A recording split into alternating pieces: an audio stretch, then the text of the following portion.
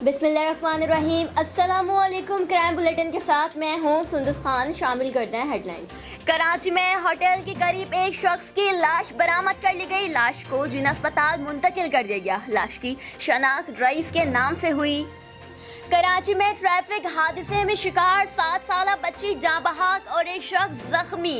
जाँ बहक बच्ची और जख्मी अफराद को सिविल अस्पताल मुंतकिल कर दिया गया। इकबाल मार्केट पुलिस की कार्रवाई। मोटरसाइकिल लिफ्टिंग में मुलव्वस मुलजिम गिरफ्तार मुलजिम के कब्जे से चोरीशुदा मोटरसाइकिल बरामद करके मुकदमा दर्ज कर लिया गया।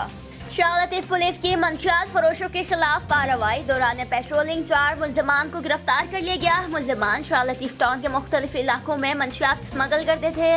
मुलजमान के कब्जे से आला क्वालिटी की चर्स बरामद कर ली गई। मुलजमान के खिलाफ मुकदमा दर्ज, तफ्तीश जारी।